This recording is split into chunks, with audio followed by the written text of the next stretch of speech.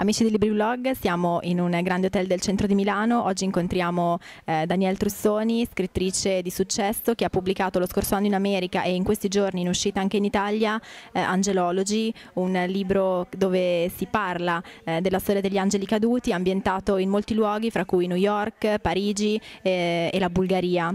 Il libro è stato tradotto già in 26 paesi nel mondo e i diritti sono stati acquistati per farne un film che avrà fra i produttori anche Will Smith. Il secondo capitolo di questa che si preannuncia essere una trilogia dovrebbe uscire nel 2012 dal titolo Angelopolis. La prima domanda è d'obbligo: da dove arriva l'ispirazione per questo primo romanzo? Well, the inspiration for Angelology came from a lot of different places. It didn't come from just one thing in the beginning. I had the character of Evangeline, who is the main character of the book, first, and I knew that she was going to be a nun, and so I needed to find out more about her. So I went to a convent where I spent some time living with the nuns and studying them. And when I was there, I went to a chapel in the convent that was full of angels. And for the very first time, I realized that this character would be interested in angels. And so I left. It was actually, I was staying there so I could walk through the hallways at will. And I went to a library after that in the convent and found lots of books about angels. And I started reading them, and I discovered this passage in Genesis 6, which is really the heart of the book, about the Nephilim. And that was the moment of inspiration where I knew that this would make a great topic for my book and for Evangeline. Allora, alcune anticipazioni ci dicono che questo sarà soltanto il primo capitolo di una trilogia. È vero che stai già lavorando agli altri 2 capitoli, che il prossimo per il quale si parla di un titolo Angelopolis sarà in libreria dal prossimo anno. Yes, that's true. I'm actually still working on the manuscript of Angelopolis. I'm hoping to be done soon, and it's supposed to come out in 2012. So it's a sequel to the first book, and it's following Evangeline and Verlaine, and it's set in Paris for the most part. Questo libro è ambientato in molti luoghi, tra cui New York e la Bulgaria. C'è qualcosa che ti ha particolarmente affascinato di questi luoghi? Actually, I have been in all the places in the book. I lived for some years in Bulgaria. I lived in the U.S., obviously. I wrote this book in the U.S. and went to all the places that are mentioned in New York.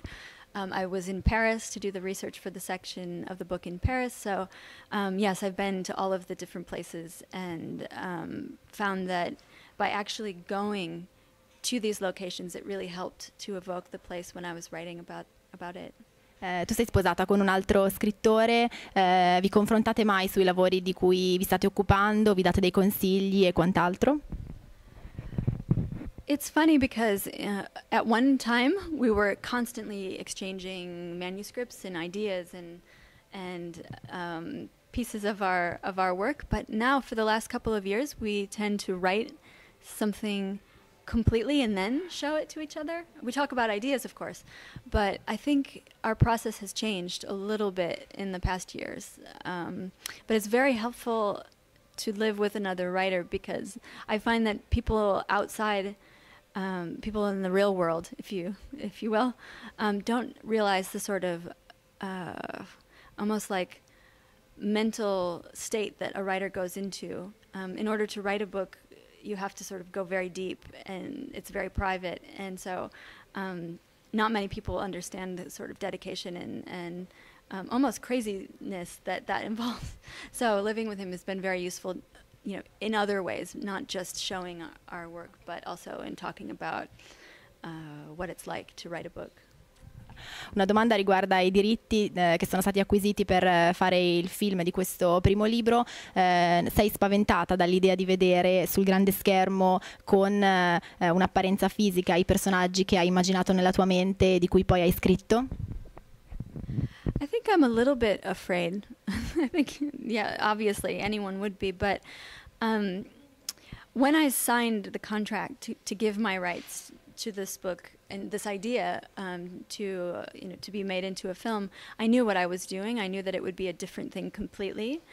I think that the written form and anything that that is read is completely different than something that you see on a screen, and so I'm very happy. I'm very happy that it will be different. I know that it will be different, and I know that I completely trust the team of people who are making the film. They're all very experienced, and I like their other films, so I think it will be fine. One thing that I think is important to me is that I finish writing the sequel and then the third book before I see it, if that makes any sense. I think even if it comes out before, if the movie were to come out before the third book, for example, I wouldn't watch it until I was done with the third book, because I don't want to be influenced by, it's like a feedback loop. I'll watch that and then I'll be influenced by what their vision of my book is.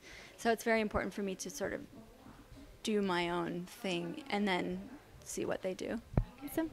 Infine una domanda sui gusti da lettrice, cosa stai leggendo in questo momento e quale libro negli ultimi anni invece ti ha deluso?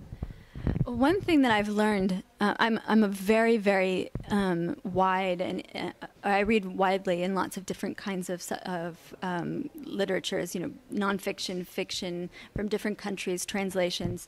But one thing that I've found to be interesting is when I'm writing, it's very difficult for me to read.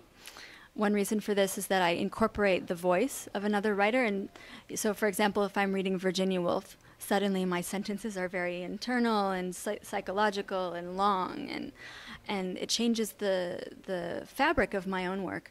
So when I'm writing intensely, I don't read very much, other than research. So, for example, right now I'm doing a lot of reading in research for Angelology, which has to do, I'll give a little bit of the story away.